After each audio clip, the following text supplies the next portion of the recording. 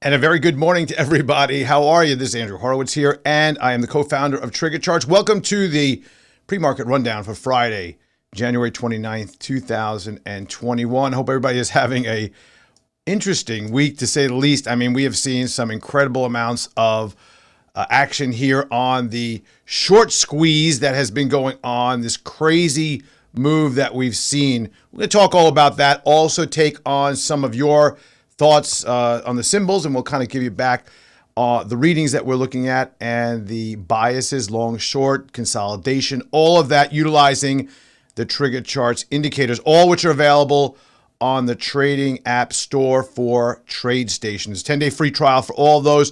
And I'll mention at the front here to make sure everybody understands this. Anybody who does, in fact, sign up for a new subscription for the TriggerCharts Commander Series will get a 4-hour training course with regard to all the things that you need to know. It's kind of an evergreen course we did some time ago, but it's $199 value. You can do it at your leisure. It's all there.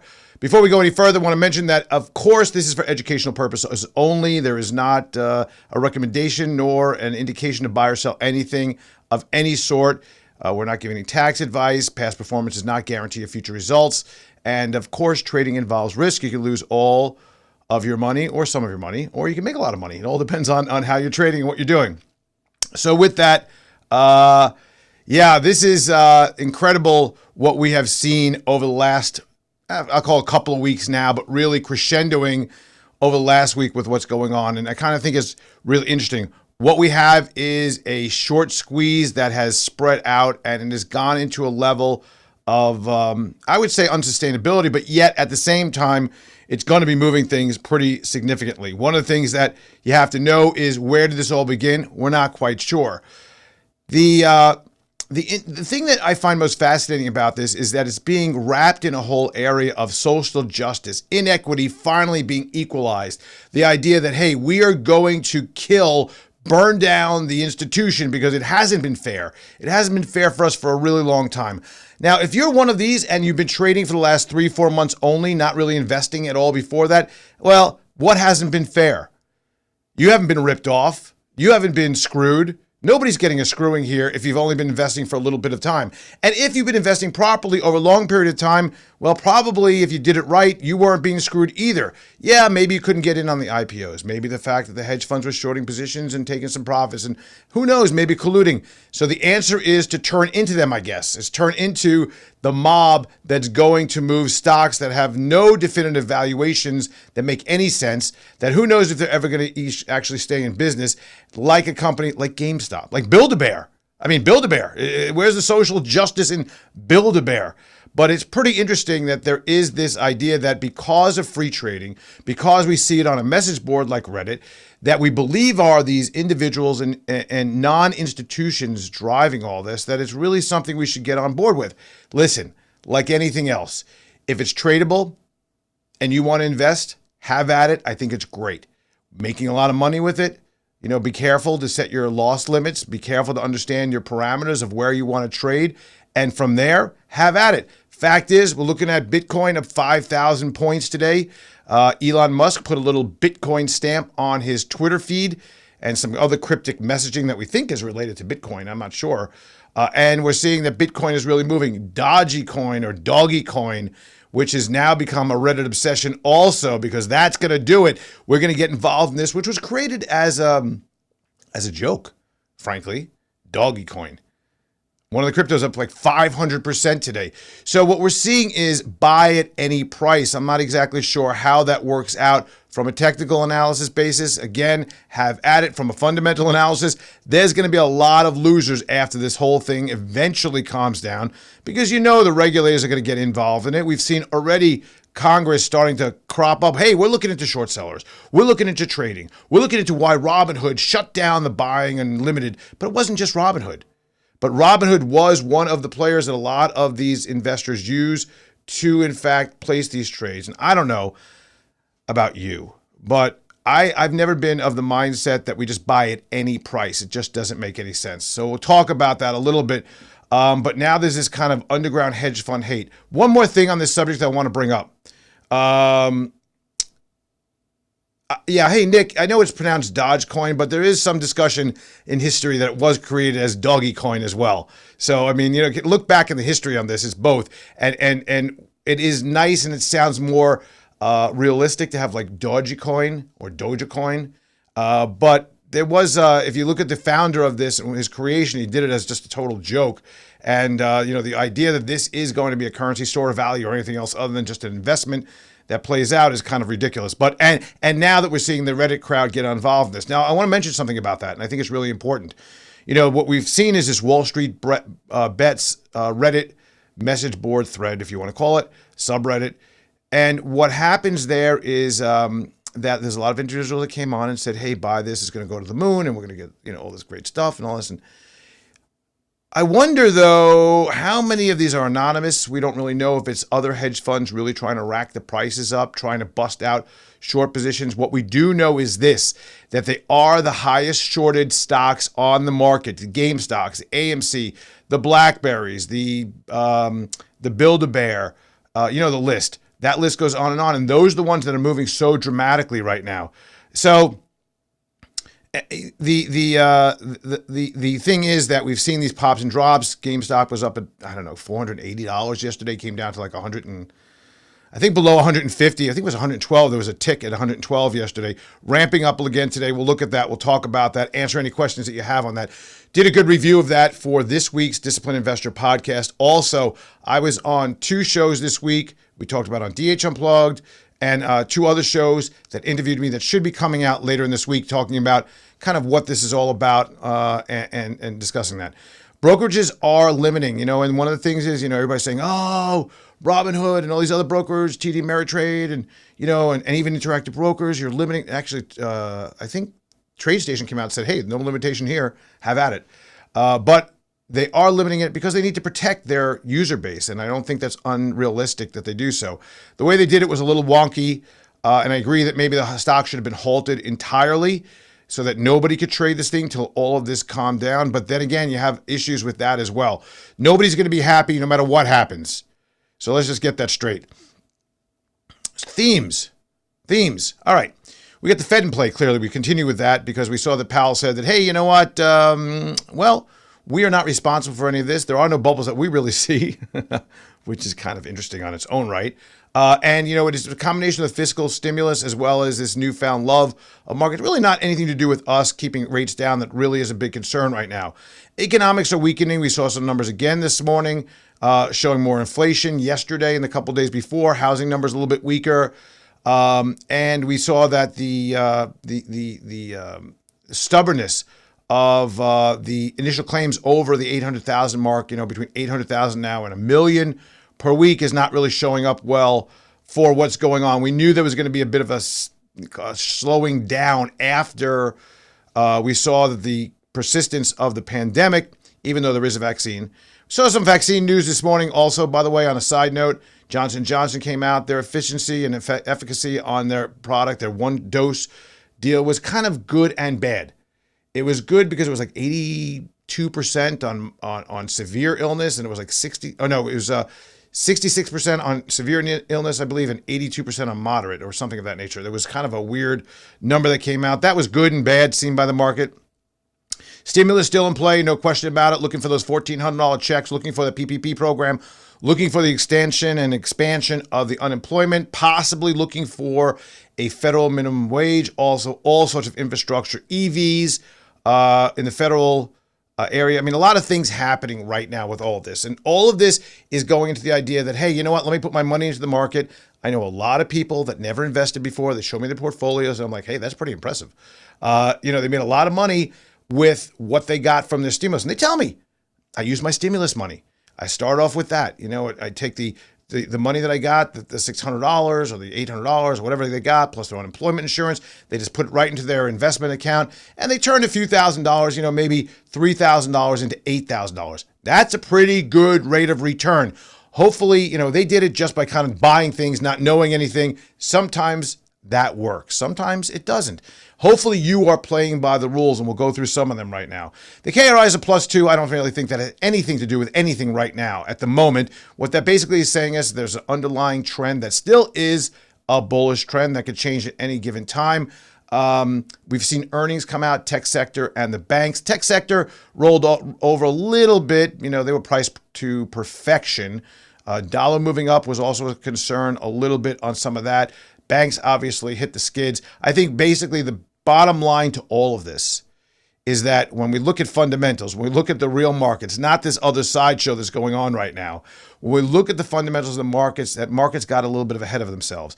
And you know what? When people are willing to buy things at any price, and that is what is going on, I think we could all admit that people are willing to just throw their money in. I don't care. You know, if I lose it, who cares? If it's $1,000, $2,000, you kind of multiply that out a little bit with people saying, well, I don't care if I lose. You know, if I lose, you know, I'm going to get another stimulus check.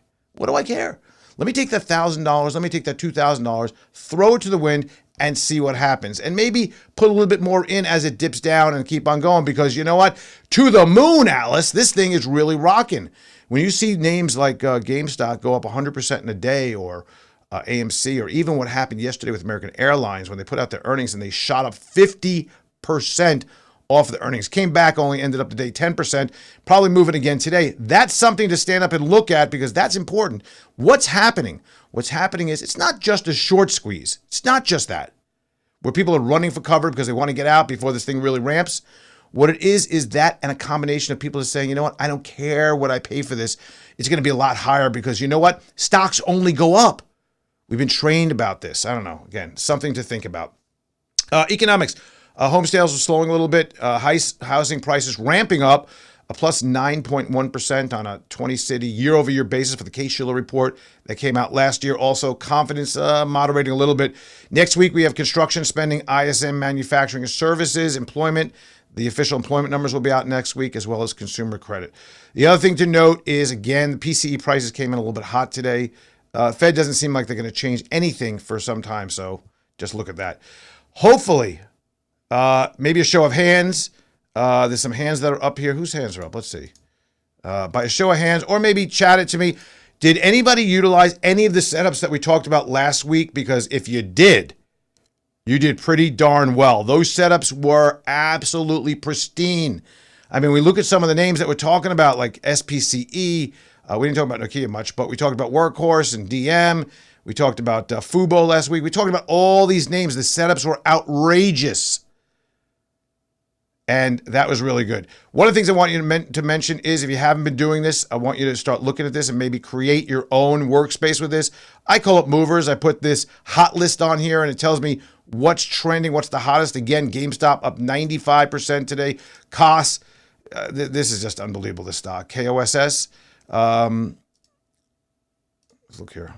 You know, it went from $4.80 to 127, up to 72 again. It's ridiculous. Why? It's just a short squeeze deal going on. Novanax came out with some good numbers on their vaccine. That was kind of cool. So you can look at this and see what's running up and running down right here. It was kind of upside down yesterday from where it is today. Well, let's take a look at the Commander Series right now. What you have in front of you is the Commander Series. We're looking at the areas of interest here. We talked about this setup from SPCE on a daily chart. Again, we can use any time frame that you want. My preference is to use a minimum of 30. I don't like to go below that. I don't think it's a lot of information. Plus, I like to make serious money, not just like 2 cents on a trade. You know, I like to make many dollars on a trade. How about you? Right? Isn't that the game? The game is to make money on this thing. You know, you want to scalp and you want to play around and get 3 cents and 4 cents and how many shares do you have to do? What's the risk outstanding? What's the point of that? It's probably very frustrating if you're using 1-minute charts. So I want you to think about this. I want you to utilize, you know, longer term charts and shorter term charts. The longer term charts will tell us the overall trend. The shorter term charts will give us the entry and exit points for any level. Now, this was set up. We had this set up about over 24, ramped up to about 55. Over the last few days. This is a daily chart of this. Last week, we came in right about here. I said, listen, if it gets above this level right here, this 34 level, we're in really good shape with this. currently up about 4.5% today, up $1.82 in the pre-market. But we got above that 34 and it just rocketed higher. And if in fact you were paying attention to this, you would have probably got out about the $50 range on this. So you would have been in about 33, utilizing both a combination of short and long-term charts. On the longer-term chart, on the daily chart, we're still seeing the momentum is good. This is the aileron, which is an additional plug-in into into our indicators. This does not come with the Commander Series. What you get is this top area here, which is showing us long for 2 weeks on a bias, 5 long bias on a daily. Right now, short on the 30 minutes, so you could have probably got a little bit there and stopped out right above that line, right about above 40. The stop out's going to be about, I always like to go a little bit higher, 45.65 or so on that. Still trading below that in the pre-market, but you could have seen a nice little dump if you did move that on the short term. Playing alongside, though, on this is kind of interesting. Nokia, I don't know what to say about this. Kind of ridiculous. How do you play this? Well, from a standpoint of where this is, it's very hard to read because of this incredible line right here. I don't know if you could adjust this. Grab it on the right. You can grab the axis, move it up and down if you want. I don't think there's enough axis move to actually make this available for us to look at in a reasonable level. But Nokia is one of those ones that right now trading at $5 and change. Probably about 581 is where, there are no rules right now with these names. I mean, GameStop up 95%. No rules on this. And again, you can't really see what's going on here because of this incredible move from 16 up to 485 or so, back down yesterday. Let's see what the low was.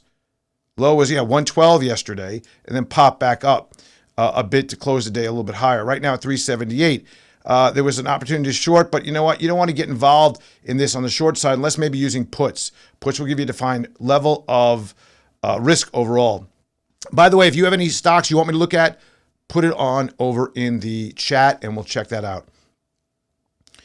Is everybody up? Everybody listening? Because I haven't heard if anybody utilized any of the setups from last week. Chat to me if you did. Chat to me if you used any of the setups, because these setups were absolutely smack on last week. We look at, Workhorse. This one, again, we kind of laid out that, let me kind of back this up a little bit. We laid out that this big consolidation range and kind of this hard level of about $25 was a nice level. We got into that, still showing a long on the daily here, and there was some really nice move to the upside. Yeah, there's a lot of people saying they got Space and a few others that worked out really well. Workhorse, yeah. Yep, good play, though. Worked out really nicely. Where are we now? I think we're in a questionable area. I would love for this to come back. It did come back a little bit yesterday. Right to about, look at that. You draw this line here. Grab your line tool. Draw it right there. Kind of came right back into that long-term level, close to it, a few cents off, and then bounced back up. I think there is still an opportunity here. Lightning positions isn't the worst thing right now as things go, and then start to see if you can buy if you get to support again on this. What's that? DM. Another one that was interesting. I talked about this kind of big, consolidation in this weird flag. This is a 3D printing company. We're seeing a nice level of momentum that's picked up here. Right now trading down a little bit. Problem is you got a little bit of a gap range here. When you look at this, always kind of take your tools and draw a little area here, and you got this gap range right in there. That could be a problem down to about 20. Currently trading about 23.90 right now. I'd be a little bit wary about this, but buy on the dips. Love to see it back down in the 18, 19 range to pick this back up.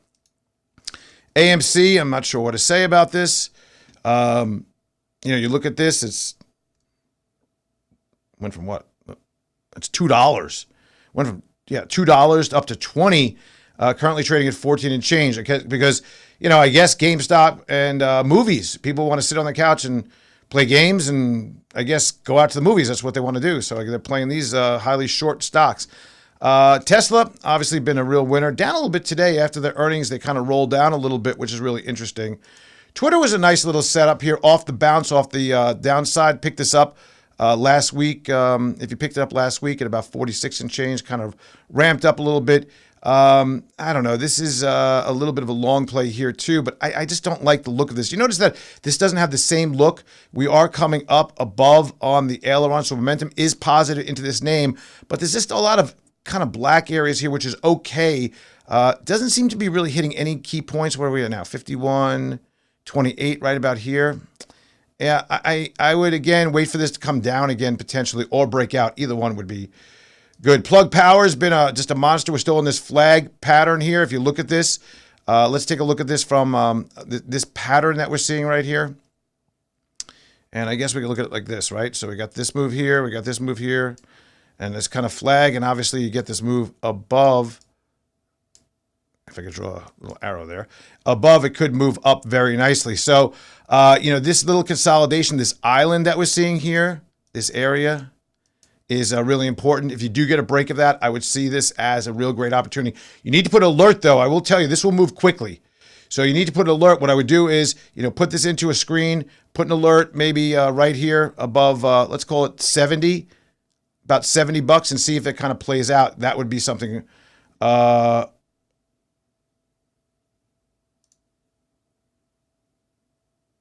Yeah, Nick loves Commander Series. Hey, thanks, Nick.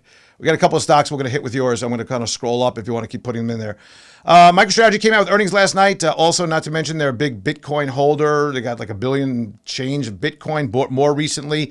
Now that Elon Musk kind of put his stamp on it, doing pretty well. Notice that gold is doing pretty well here too. And while we're on it, let's take a look at silver. Silver up another 3.5% today. I think this is really interesting. You'll see this as an alternative as well. But let's get back to MicroStrategy. Right now, popping the top on MicroStrategy at 676. I always said that I prefer this on the short side. I have no position in this. I'll wait for this to kind of play out a little bit. Over the top, all-time high. Move from about a 120 to a 630 since last September, as they continue to not only do well from an earnings standpoint, but obviously Bitcoin is the play here. Blackberry. How many of you have Blackberries? How many are you going to have Blackberries? Yeah, they have some other programming languages out there using in automobiles, etc. But this is a very heavily shorted stock. You can see the move. Obviously, the move off of the $6 took you up to about 13. There was really no way to get, because these things are gapping. There's no way to really get in these. They're gapping all over the place. Bitcoin came out with probably an interim call on the long side here on the 30-minute, kind of get in and out. Right now, it's come back in. This is right now, there's a lot of news surrounding all of this, and it's really a problem to look at. Let's look at some stocks that you're asking me about. QS. Yeah, QS, this is, I thought this would be an interesting play on support. Broke support. As soon as it broke support, you got to get out. It's been trending lower. I think it's an interesting place to look for opportunities as it has some, an interesting stock. But yet it's right now in a hole, and there's no real level that you could look at right here. If you look at the chart, when we kind of look and draw this is kind of an open area, and there's not a lot of volume there. We could do things like enabling our radar and see if there's anything, and there's really not much going on down to about 42. So, if you really want to try to be bullish on this for some reason, and you really want to try to push this hard, maybe. But right now, the bet is that, it could turn. I would really like to see it hold support again. That's at 56. That's a long way from here, 45 to 56. I just see that, you see any market weakness that happens, this could be a real problem. Another 3D printing company. This one, we saw an alert here at about 29, trading about 45 right now. Some of these, we mentioned Desktop Metal. SSYS is another one in this genre. Looks kind of the same. Probably a little bit stronger. Seeing a little bit of divergence on both this and DDD on the aileron. Nothing major right here. You're in nosebleed, no man's land up here, and that's a little bit of a problem when you look at that, because when you look at where we are from the aspect of a range above a certain level. Right now, it's still showing a long, but you do have some downside. I would expect about 30, probably about 37 is your downside here. Again, know where your downside is. VIH, what is that? Oh, VPC Impact Holdings. There's another SPAC, it looks like, I think. Yeah, it's definitely a SPAC with this kind of run at the $10 range. This is, these SPACs have been all the rage recently. Yep. Interesting. Trading up. Where's it trading up now? 4.5, 14.60. SPACs are great, but I think I will tell you, just be aware that I think there's going to be regulations in the SPAC area this year. Or at least there'll be talk about regulations, let's put it that way. And cryptos, by the way. I do think that's my kind of two things. Some other ones, some other symbols you gave me here. If I could type it in correctly, it would be awesome. Wow, look at that. Miku, oh, yeah, Miku and mining. Big move yesterday, up from, I mean, I'm not a big fan of these really, really low-cost names. I know a lot of people like to get a lot of shares, but you could just make as much money with the same amount of money invested in things that have a little bit better pricing and all that. But, nonetheless, we saw this move. It's up about 22% today at about 147, which is where? Well, you're over the top here. Not bad. Maybe another short squeeze play. McEwen mining. Can be interesting. Let's see here. What else? We got a few up the top. Let me go up the top here. Okay, we got Vive. Not many people trade futures. Ask me about futures. I think that's interesting. Viva Systems, love this. This is a record-keeping system for hospitals, etc. Been in a really tight consolidation. Still have a good uptrend, or at least the momentum is positive for this name. Let's look at this from a boxing standpoint. We can draw this square rectangle, kind of right there. Look at that. That's your area. You break above that in a considerable way on decent volume. I like it. Otherwise, you may continue this for a while. Now, this is going on, this consolidation between about 267 and 290 since about July. So I've talked about this many times. When you get this consolidation that stays like this for a long period of time, you get this spring that is tightly wound. They keep on tightening it. And one way or another, it's going to break. If it breaks up, you may see the shorts selling out, the squeeze happen, not like some of these other squeezes, and really great numbers. If you see it break down, though, same situation. There's just as much opportunity on either side as I see it right now. Let's see what else we got here. Got a couple others. Anybody? Oh, space. Somebody mentioned space. Oh, we talked about that earlier.